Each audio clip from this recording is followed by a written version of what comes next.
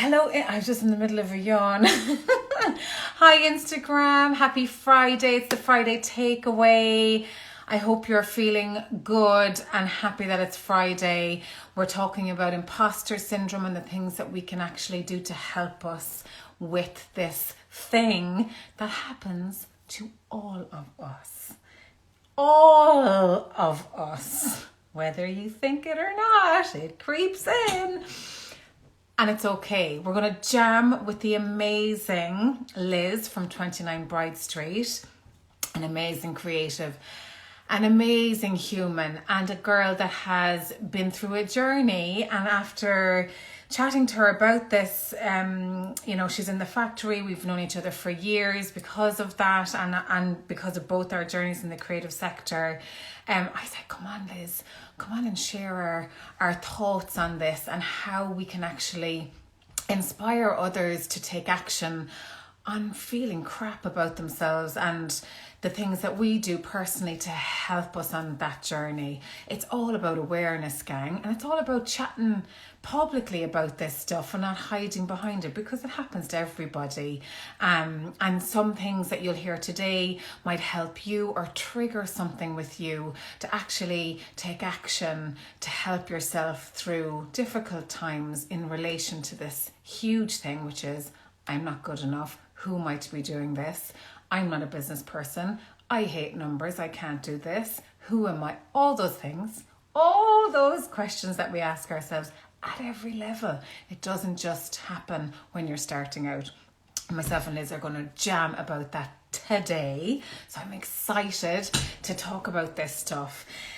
Before we do, a quick overview of my week as people are hopping in, and hey to everyone joining. Nice to see ye. Oh, hey everyone. Lovely to see you, gang.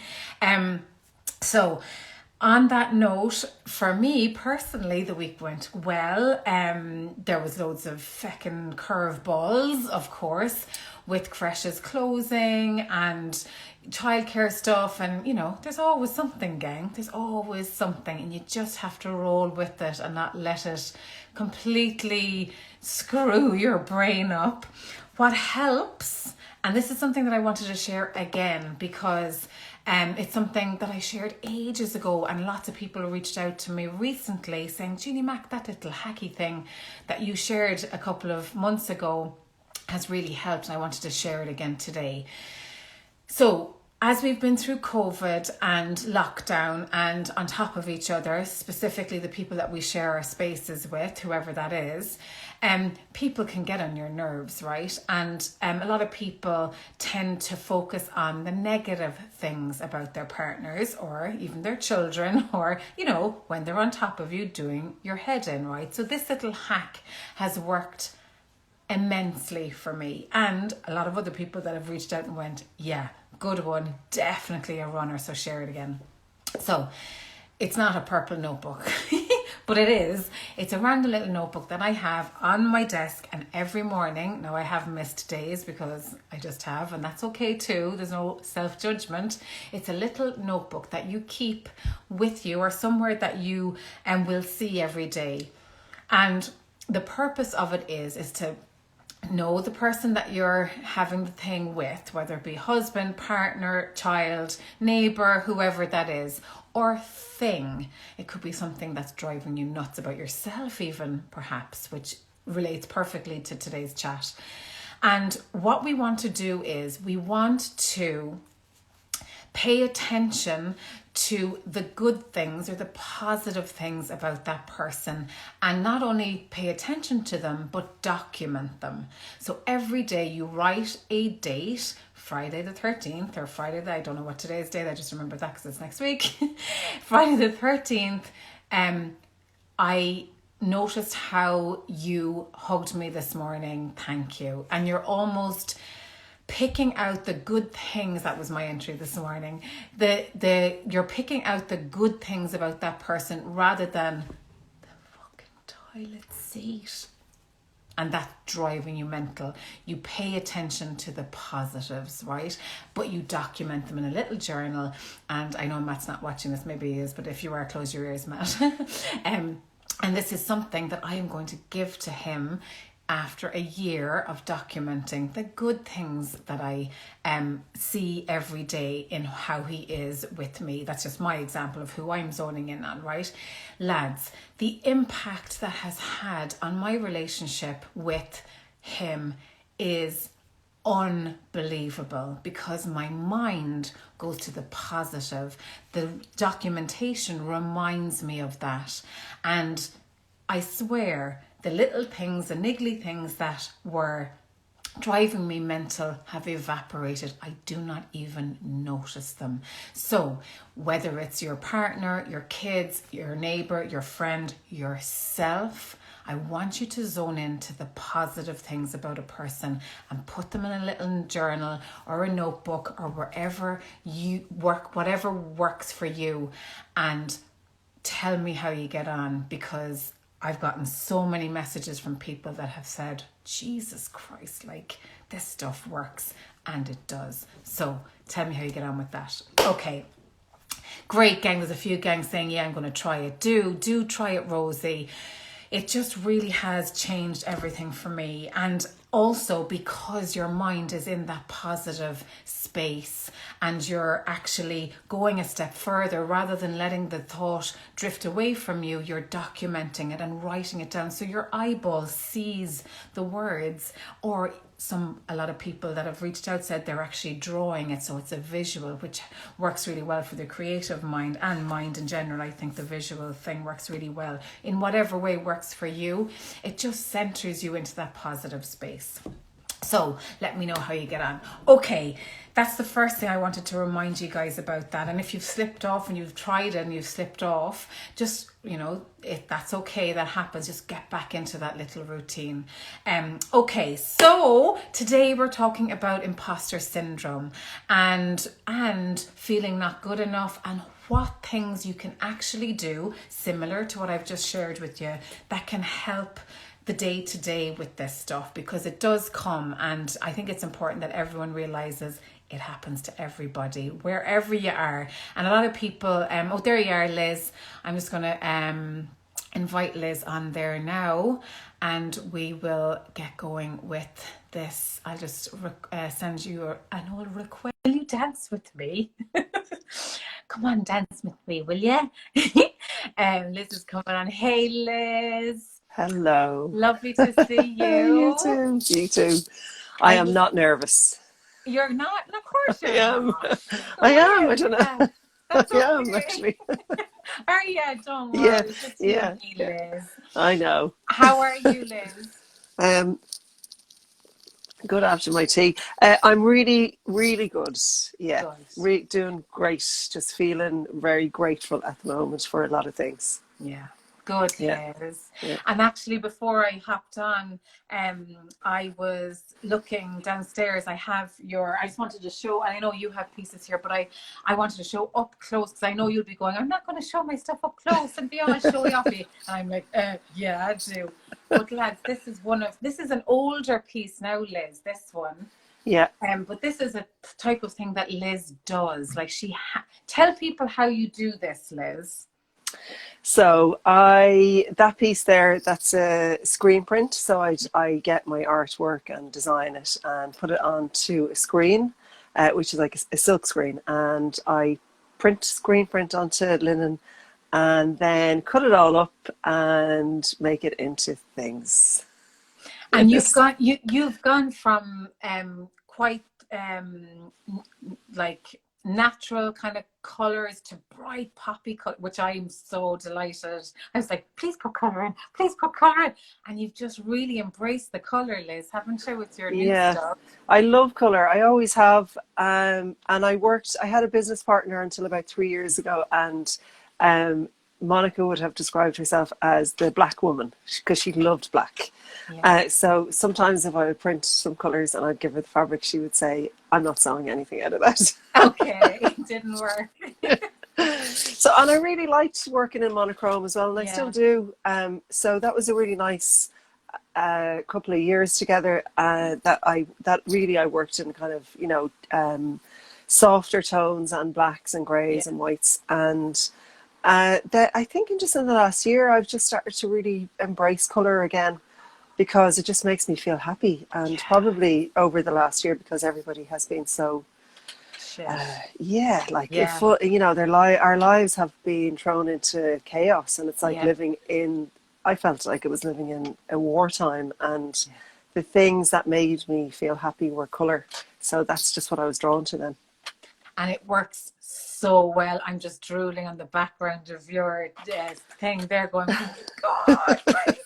But it's just the quality is so good. I mean, that's been thrown around the gaff, and like I've used it for plants and stuff, and it's so versatile, isn't it? It's just a strong fabric, like, isn't it? Or Yeah. if fabric is the right word, like, I Well, don't it know. is. Well, it's linen. Linen is the Yeah, base, and linen yeah, is really versatile, really strong, yeah, and it's yeah, biodegradable. It's my fabric of choice. I love it. yeah. I always have, and that definitely comes from my mum. Growing up with her, and her love of linen was really passed on to me, and sewing and making. So I really owe that to her, and I always wanted to find something that was traditionally Irish, Yeah. and linen has given me the opportunity to put my own um, design process and my motifs on something that is authentically Irish and has a history with Ireland. So I really love it for that. I know. And it's so beautiful to mix the two and bring it into this century, like, Liz, and make it really, you're making it really cool again. Like, Oh, I think thanks. I think that's really your key thing. And you also, before we dive into our chat, I just wanted to ping the 29th of, on Sunday the 29th, you have a workshop just to tell Yeah. people about that. So I'm doing a block printing workshop, and I've got lots of lovely Indian wood blocks. So that's on the 29th of August. It's a Sunday, and it's from 11 to 4 in the Fumbley Stables in Dublin 8. It's a really gorgeous space. Like when you're there for the day, you just daydream about living there because it's so nice and Yeah, so I airy. know. It's beautiful. It's divine. Yeah. So, and I have a little promotion on because I did this yarn festival online last week, and I only posted the video onto my own page the other day. So I've extended the discount. So there's 10% discount on everything and on workshops as well. What you mean? No, I didn't get that. The virtual yarn fest. What's that, Liz? The 10% off what? So on last Saturday, I went live on a page called Yorkshire Yarn Fest, and we'd every month this girl Sophie would have a live Instagram live fair, right, for people who dye yarn, who make products, for people who knit, who make. And so everybody gets 15 minutes, and it's very well organized. So you go live on their page and you show people what you have, and they ask you, would you do a discount? The discount is Yorkshire Yarn Fest. That's what you put in at checkout. Okay. And they ask you, would you give 10%? So it's great, you do. And it's, Amazing. yeah. So I only posted it on my own page maybe on Tuesday because I had a lot of things happening since Yeah. Saturday. Yeah. And so I just decided, you know what, I'm just going to extend that for people who didn't see it on my own page. So it's an automatic discount, comes off at checkout, and it's Okay. until Sunday the 8th, which is the day after tomorrow. Wow. Brilliant. Well, that's great to know. So Yeah. that's brilliant to have that. So go over and drool on all your gear, Liz. Oh, It's thanks. amazing. Like, I love Thank your you. stuff. So I want to talk about I'm not good enough, imposter syndrome, the really wibbly wobbly journey that comes with running a business and just living, I think, in general. And the things that you've done, Liz, because you've done lots of different things to help you around that. Could you share with people maybe the biggest kind of thing that you've done that has made the most impact, or has it been lots of different things, and maybe frame your journey to date? So I'd say I probably had one event that really shaped the way that my life moved in the direction that it moved in. And it wasn't a creative thing that I did in a sense, but it was more of a self-care thing. So in 2002, I went back to college to do ceramics up in NCAD, and I did my first year. And I think it was at my first year Yeah, it was the Easter of my first year. I had heard about this meditation retreat called Vipassana, maybe like 2 or 3 years previous, and I had thought about doing it, but then I was in a different situation at that point, and I was, I realized before I went into it that I just wasn't ready. So I kind of left it. I just put it to the background, and then it just kind of caught my eye again. I just remembered it one day. I was making something in college, and I thought about it, and I thought, I need this. I was really kind of struggling. Sorry, it's very loud here where I am. It's I like was New really. York. It is, yeah. I was really struggling in college. I had been in fine art when, I'd gone straight into fine art when I was 18, and I just wanted to paint. I studied as a painter. I just wanted to paint and all of that. And I found it really hard to justify my paintings other than I love colour. I love representing plants and landscapes, and I didn't have a lot of trauma to draw from, luckily for me, I feel. And so I left college in my last, in just near at the finish line. By Easter, funny enough, in my final year, I just jacked it all in. I went into college one day and I went home and I never went back. So I didn't do my thesis. I didn't do my degree. And so I went off and did a load of things. Anyway, so cut to, what was it, 1995? What was that, 1993? Cut to nearly like 9 years later, in 2002, went back to college, started to feel those feelings of, I'm not, like, I can't cope with this. I'm not good enough. I don't know how to theorize about my art. I was doing a design course at that stage and not fine art. So it was a little bit less theorizing about what your art means, but you still had to do it. And Vipassana just came up and I thought, well, yeah, I'm going to go. So I went off on this 10-day journey, and it was up in near Ben Bulben, and it was in a convent, and we all went in and sat for 10 days in silence. So it's a complete silent retreat for 10 days. Yeah. Jesus, that gives me the heebie-jeebies. Like, yeah, it does. It actually, I could, like, all the way through it, I thought, God, I should say this to this person. They would really love it. And by the end of the 10 days, when I came out, I just thought to myself, like, I couldn't recommend this to anyone. really? Yeah, I just thought I couldn't go, you should do this, and this is the reasons why. But I did feel that if anybody ever asked me about it, then there's something in there for them that's interested, and then I could talk about it. Okay. But I just could definitely not say, you'd love this, because, you probably wouldn't. Okay. But it was amazing, an amazing experience. It's kind of like that transformational thing where you go in, it's hard, but you come out the other end with something. Yeah. About yourself. Yeah. And really, like, I feel a bit emotional talking about it, actually. There's just nowhere to go. There's nowhere to hide. You just have to just get on through. Sorry, I didn't actually think I was going to get emotional. It's okay, Liz. Don't worry. I was crying earlier as well. Oh my God. Cry time, I think. Yeah, I think just in recent years, if I talk about anything, it's just like it's a tsunami of emotion. It's all there. Ready Isn't it good that you're okay with it, like, and I appreciate that. Just honest reaction to even going back there to that feeling of, wow, like, it just moves you. Yeah, I suppose it does. And I there's no denying that this is what I am, and that's probably all linked in with that, those feelings of not being good enough. It's just that, so yeah, I get emotional about things, and I just have to accept it. That's just the way I am, and kind of laugh my way through it, like. Yeah, I know. Just smile my way through it, and just push on through. It's just a few tears. It's fine. It's just sometimes, I feel like I should be embarrassed. I'm kind of not really, but I'm doing the motions that, I'm embarrassed and I'm crying. It's a very emotional subject. It was an absolute full stop of my life so far to that moment at the beginning of those 10 days. And I didn't become a different person, but I definitely was able to see myself with more compassion. And I suppose that just helped me see other people like that as well. So, yeah.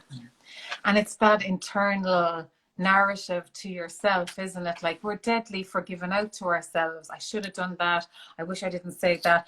Oh God, did I look like, you know? And Yeah. it's just kind of letting go of all of it, Liz. Like, Yeah, well, it is like Vipassana is that. It is just peeling away every layer like an onion, and half of it is stuff that you just don't even know no, what is there. You know, exactly. you haven't even figured it out. And I did just a whole series of, those. You have those archetypes, and my biggest one was the princess archetype. Probably what most women would have, that princess archetype that we need somebody to look after us, our knight in shining armor, to come and rescue us and take us off and have a happy ever after and provide for us. And I don't think that I ever really felt that way, like outwardly. Even as a child, I never wore anything that I couldn't climb in. I just always was like, I'm out there doing this. That's what I'm doing. And I really I found that princess archetype, and I think I just made peace with it, like, and it came in the form of Lady Diana. Really? Surprise, surprise. That I was Lady Diana, meeting all my friends in a caravan. That was my archetype kind of breakdown, and it was really, really powerful. And And the meditation brought you there. So the process, for anyone that's going, oh, this sounds yeah, amazing, like this sounds like something I would love to experience. The meditation brings you to your archetype. Would that be I right? think, well, I think it just did for me. I can't say what it does for everybody else, but you have to sit so much, and the first 3 days are just like I had rage because I was so uncomfortable sitting for hours upon hours a day, and focusing on on your breath, and the constant jukebox in your head, like every song I ever heard in my life, I think played in my head. And I thought about loads of different people, like random people, like John F. Kennedy's grandson and his wife Jacqueline Bisset, who died in a plane crash. Like that was a really a thing about those two that I had, like just probably famous people because they're such big energies. Yeah, so all this mad stuff, and it just helped me figure out who I am, and that it's okay just to be yourself. Yeah. And I didn't really do it to kind of delve into my creativity. I think I just needed to do it. Yeah. And when I finished that, I didn't get my essays in time, right? Because I was off doing this exploration of myself. So I had to stay. I failed that year, and I stayed back a year. And it really was the best thing that happened to me. Because I got to be able to do, to spend a year doing a job that I liked and repeating some of the subjects, like the academic subjects, which gave me time to focus on those and teach myself how to write essays and, all That's a that great other point. stuff. That's a great point, Liz, because I feel like that, it's the best thing that ever happened to you was something that you would normally frown upon. Oh my God, I can't believe I failed. Oh, I'm shit. I have to go back and do it again. Why is that such a bad thing? To give yourself extra time to do it again. Like, Yeah.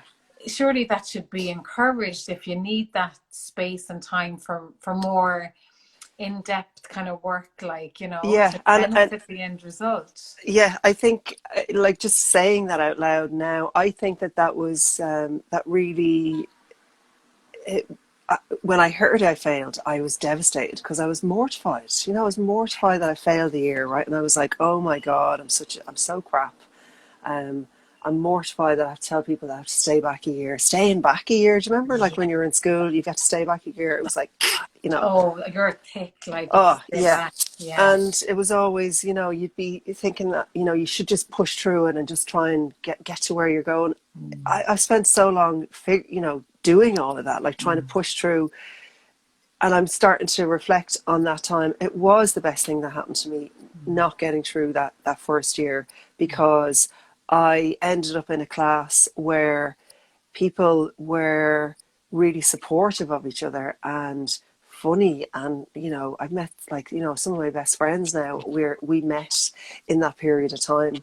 And there was a couple of older people in my class as well, which really helped, just kind of level the playing field of maturity and youngness, Yeah. which helped me as well and helped them. And Yeah. yeah, so yeah, failure isn't fatal. That's what I feel like.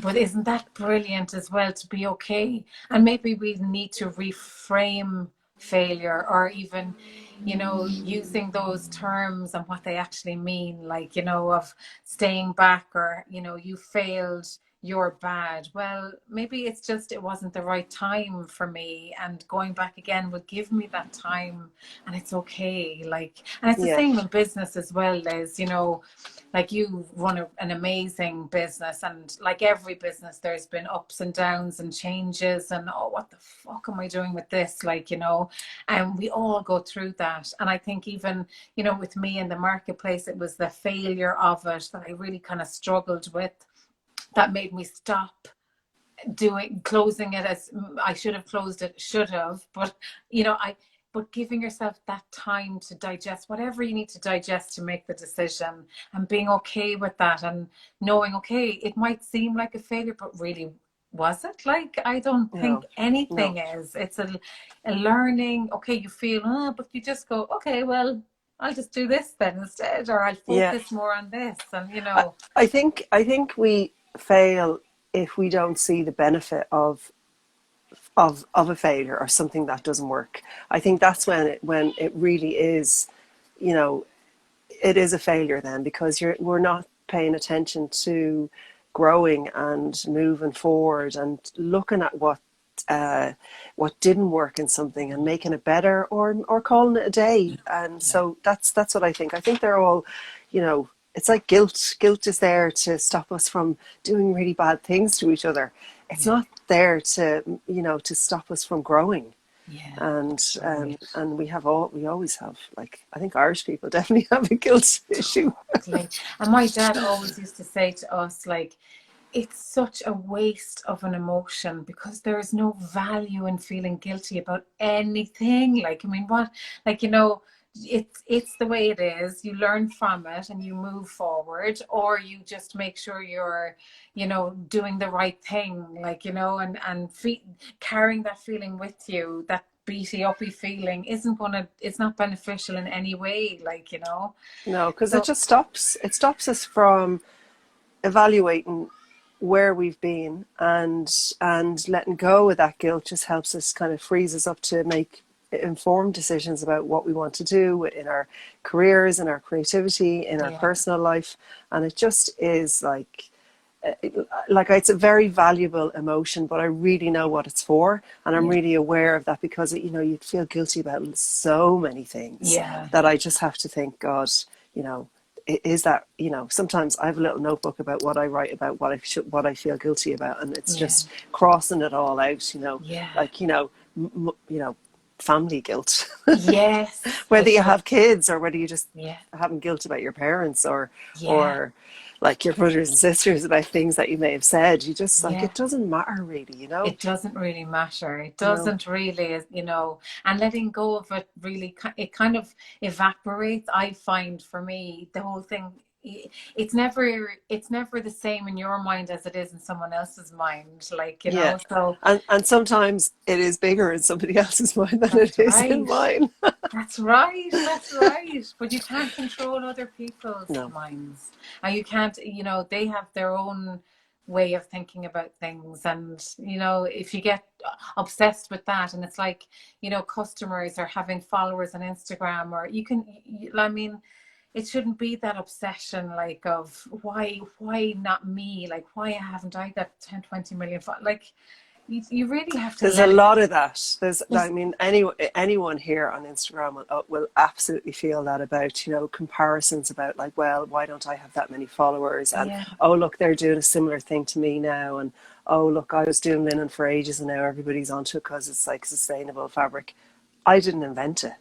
yeah, I didn't even invent my own the shapes that I use, you know, they're all found in nature. Everything there, it's just the way Yeah. that I do it that makes it Yeah. original and or makes it mine, and it's the way that somebody else does their thing that makes Yeah. it theirs. And copying is a big thing as well that really kind of makes, you know, does your head in. But then like for a long time I've just totally put blinkers on about copying, because everything isn't influenced by everybody else, by everything. Like, you know, I can't do you know, a group of circles without somebody else thinking about the same thing. Yeah. I don't have I don't own that. I just own That's what I right. do. That's That's all. right. And you, as the person doing it, like that's all, you know, that's what you have, you know, and your process and Liz's stamp literally on the thing, like, you know, and the colors that you choose. So I think that's really interesting. And because it's so rampant, and I see this all the time in the biscuit community, you know, it's so upsetting and people get so upset about it. But I feel like that when you do get really, really upset about stuff like that, you're taking away your focus from the thing that you're supposed to be doing. And it almost, you know, dampens or it impacts your productivity and your creativity because it's so negative, and you get into that world of revenge and rage, and you know, Yeah, when we 100% agree with you like there on that. if I couldn't have said blinker it is better. Yeah, yeah. It just does, because you blinker, just get involved, and you're involved in an argument that you're you having with can't no win. one, only That's right. yourself. Because like if you start, you know, having a go at somebody, oh look, it's just totally pointless. And then you're wasting your energy thinking about it, That's and about right. how wrong you are by somebody doing something. And really, it doesn't matter. Like, really, in the Yeah. end, have a conversation with them in your head. That's what I do a lot now Yeah. with difficult, confrontational conversations that I need to have with people that I don't want to have, because if I have it, it'll cause a huge amount of harm. So I have that conversation in my head with them, And it's and done. I always end up hearing their point of view. Like, it's Mm. through me. Sometimes Yeah. my husband would be like, so how do you know that, like, you know, such and such, because I was doing it with a family member the other day. So how Yeah. do you know that he said that, and or that he feels like that? And I was like, well, that's just what came out of my thoughts. So Yeah. I'm just going with that. And you know, Yeah. I resolve difficult situations that are too loaded to actually have in my head, and I just let them Mm. go, and that's it, That's because it's the only lovely. way I I love can that. keep my head together. Head together because there's so much going on, and I love that. I think you address it and you know, get the support that you need around it, but then there has to be a point where you just let it go, because the bigger, in the bigger picture, like, you know, what's really important, if there is someone copying you doing really similar stuff, you get better, you put on your focus and Yeah. you get better at what you do, because you'll always be the first in there if you're the first doing it that way, like, you And you, know. like, you have really advocated all of the factory members in to do that, to think like that, and that has had an impact on me. All of the things that you would be promoting and advocating, all of us creatives and makers and writers and all the, you know, the things that we do, to Yeah. think like that, to get better. And this year I didn't. There was too much going on. I just decided to just slow down a little bit. I wasn't in a big rush. I am getting a new website, and somebody's redesigning my logo, and you know, I got chosen to be in the Design Ireland That's right. website, which is brilliant. But I haven't listed anything, and they know, because I've had a good chat with them, and they're like, Yeah. do it in September when you have all your ducks in a row Yeah. and everything's all together, and you have it squared in your head, and then list your Yeah. company, Yeah. you know, on the Design Ireland website. Yeah. And I just kind of appreciated getting that bit of time and getting Mm. input from them about what I'm doing, and maybe a bit of validation as well. Like, Yeah. you know, I think sometimes we shy away from why we need validation, but we do. I We think, you know, do. We do. it's okay for us to want somebody to say, I really like your work. We might get a bit Yeah. shy about it, but it's really helpful, and it really means a lot when you're Yeah. making things yourself. That's right. Because it can be a lonely old place when you're on your own doing it. And do people like it? And that's why we chase the, the social likes and follower, because that gives us that validation. Well, I'm doing something right because these people are liking it, so yay. But when Yeah. people, just like you said, in the crafts council or the design people, when they come out and say thumbs up, that's another you know, bit of confidence that you take and you go with it, like, and you Mm. celebrate that, like, Yeah. and just Yeah. focus in on continuing your journey. Like, and Liz, you're on such a great journey. We've been working together for so long, and it's just amazing to see the growth, even personally, with you as well. Like, it's just, it's a roller coaster for sure, but all these things really help, don't they? They do. And I think it's been a very kind of slow stop-start process for me, because I was in business with another person, and they had to move home for their personal reasons. Yeah. And I definitely felt like I was really hit by that. That completely floored me Yeah. confidence-wise, and just trying Yeah. to pick all of that up. And also, it was like a big breakup. It wasn't, it wasn't, it was amicable. Yeah. But it's still, it still just felt like it's just a giant big hole in my business heart. I just didn't really know how to work it out, and it took 2 years to figure it out, and just to start, following my kind of color journey. That really helped, and just kept drawing and kept making, and just feeling like I just need to do this. I can't not. I felt like throwing in the towel so many I times. But if know, I I don't know. make things, I go a bit mental. But there you go. Like most of us, like everyone I talk to is the same, Liz. Creativity is a thing we have to do, like, or else we get sad, and that's it. Um, and that's great to know if anyone's feeling that overwhelm of, oh God, like I'm not sure what I'm doing. It's okay to pause and reassess and be kind to yourself and give yourself that time to stay back a year. Yeah, That's okay, even in yeah, business. Like, it's okay to do that. Like, it is. Yeah, yeah. Like, I think just yeah. on that stay back a year, I just was thinking about, you asked me to send you 3 facts, and I was sending you the one about my confirmation, and Oh, I was yeah. late. I was late for my confirmation, and everybody was in the church, and I was at the doors, and I said to my dad, "Please, Dad, don't send me in. I'll stay back a year. I'll stay back a year. I don't care. I just don't want to go in now because everybody's there."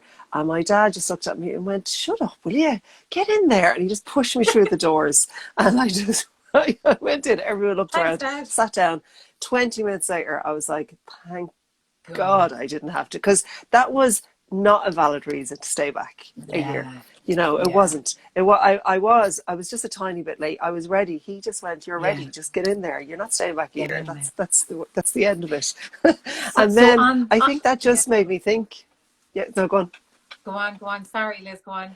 So just thinking about that, and then just talking about staying back a year in college, really, um, it kind of just feels really linked. I feel like, doing that, staying back that year and repeating that year after doing the Vipassana was a really valuable thing to do. That was when I really needed it. I didn't need to stay back and do sixth class again. I was ready Again. to go into first year in secondary school. But I did need, and my dad knew it, but I Yeah. did need to stay back. The universe just went, you are staying back because you didn't pass, and there's no way you can go You forward don't have the until. option. Yeah, You don't I have didn't the have my dad shove me through the door there. And I think, just on that note, I think that's always the challenge. How do you know when you have to stop? How should you push through, or should you get someone to push you through the doors like your dad, or should you fail at something to enable that time? And it's always that. How can I trust myself to make those decisions, or who do I what dad do I need to link with to push me through the doors? And Yeah, it's finding that support network, I think, is really important. Like, that you have that bounce with yourself, but also someone that can say and challenge you on stuff. Are you sure? Like, let's look at this and this first, And I think that's really important too, isn't it, Liz, to have that network really. around you? Yeah, really important. And I think that, first of all, having somebody like a mentor like you, Yeah. or if you go to like Leo, local enterprise office, have lots of mentor facilities. But certainly all the talks that I've had with you, bashing out ideas, have been really beneficial. And I think like a starting point, if you don't have, if you're, either a few factors, if you don't have enough money to get a mentor, if you don't feel like you are even like, why would I need a mentor? I like, I'm not good enough for a mentor. If you have those feelings, the thing that helps me figure out what's happening in my gut and what I feel, how to know whether, what to run with is meditation and sitting, just even sitting. And you don't even have to, like, meditation is just sitting down, it's just sitting down quietly. You can listen to lots of things, like there's lots of guided meditations. If you're not really comfortable with silence, you can do stuff like that. Find somebody that you like listening to their voice. But definitely like a daily practice of sitting, even for 5 minutes, sitting outside in your garden, having a cup of tea in the morning, listening to the birds. That's your meditation. It's just giving your head space. Yeah, that's giving me goosebumps, Liz. And that's how I think you find your voice, when you eliminate all of the chatter that surrounds us, because it's so there with telly and everything is visual, and social media, and it's so much for our lovely brains to deal with, that there's so little time for ourselves. So switching off from technology is really good, and just sitting in the morning. You don't have to watch telly in the morning at whatever time you get up. Just sit out, even if it's raining. If you have like a little cover over your, your balcony or your garden, just to sit out and just not say anything to yourself. Just be there. Just be. Hillary says, you've got loads of hearts, Liz. Hillary says, totally know all of you, Liz. I think it's so amazing that you can create the whole product from start to finish. You must work so hard. Such beautiful results. I know they're incredible products. I love what Liz does. Sometimes I just feel like, what am I doing this for? It's like I might, but in a way then I just think, well, 70 years ago, 50 years ago, that's how things were made. So I just feel like it is I was always really interested in Charles Rene Mackintosh, and how he was really involved in starting that craft, not revolution. God, I just can't think of what it's called. But basically, it's about making things from the beginning to end, and I suppose that's just how I like to work. It isn't a thing that I'm going to. It's a strange kind of viable, unviable business that I have, but I'm going to start to employ somebody, which is a big step for me. And that's going to be a huge help to me. And I made a decision that this is just how I want to work. I like working like this. I like printing things. But I'm going to have a digitally printed fabric as well for some other projects. And I've been thinking about that for about 2 years, and I just haven't made the step. But I'm still going to, print my products myself. There's going to be like kind of 2 tiers of work that I make. Thanks, Hillary. That's really lovely of you to say. And wild wool ways, I always get tongue tied with that one. Sorry, you're great, Liz. There's hearts, beautiful sharing, honest and from the heart. Boanna says, thanks, Boanna. Boanna says, redefining failure. Yeah, I think that's definitely one. Guilt is huge in Ireland, passed on from previous generations. So hard to break the cycle. Definitely. But I think the more chats like this and the more of us reframing it, like, and really kind of, even taking what Liz says, taking that 5 minutes every day as a practice, or, and me talking about my little notebook of, documenting that thing, taking that time to just be in that space for you has huge impact on so many things, like, and it's so small. It's we don't need lots of time for it. That's the thing. You don't need loads of money or bells and whistles. It's time is what we need, and it's the commitment to seeing results emerge slowly, because it's not going to happen like that, because Yeah. that's the kind of environment that we live in, where it's like, I want it now, now, now, now. Instant. Yeah. Yeah. So I Yeah. I think time is a really valuable commodity, I think, Yeah. for us to have and to appreciate. We have time. Yeah. Like you have 18 hours in the day if you want to Yeah. sleep a little bit less. Yeah. You have definitely 16 hours to do the things that you want to do. Yeah. And it's just about commitment to, are you going to give yourself, like what is 5 minutes? Yeah. Myself, I've had a conversation with my husband about doing something, setting a challenge for a week. And then he got up this morning and he was like, I don't want to do this. And I was like, it's just 1 week. It's 1 week. Let's, Yeah. let's try and let's Just look at it try. and not get Yeah. freaked out about it. Just Yeah. let's like take every day as it comes and see what Yeah. happens. And I love I think that, Liz. challenges are really interesting. They make you feel really good. Yeah, because you achieve the thing. Like you do it, you go, yeah, I'm doing it. And momentum is a huge thing in life and in business. It's having that momentum. Yes, I actually got my new website up. Oh, I made a sale on the website, and it's just one step after another, you know. So I Yeah. think they're really powerful, those challenges. And Rosie says, I was feeling a bit of guilt as putting boys in creche to focus on art business and preparing for college. Made redundant recently, so going to use the opportunity to do something I really want to do. Good for you, Rosie. Here are my thoughts on that. And I'd love to know, we won't stay too much longer, Liz. I know Jeannie Mac is here an hour, sorry. Oh, is it? Oh my But God. Sorry. no, it's grand because I could stay here all day. I love this topic. It's so important. But just like Rosie said, it's that guilt, and especially as mothers, and I'm sure fathers as well, but from what I can see, a lot of mothers really carry that guilt for, putting their child in childcare, not working a 9 to 5, but trying to build something on the side. And what we tend to do is mind the kids all day and then spend all our evenings wrecked, like trying to build something or trying to do something, because we can't possibly put our kids in childcare to work on our own stuff, like when we're not bringing in. If you have the opportunity to be able to do that, do it. Like, here's the way I look at it.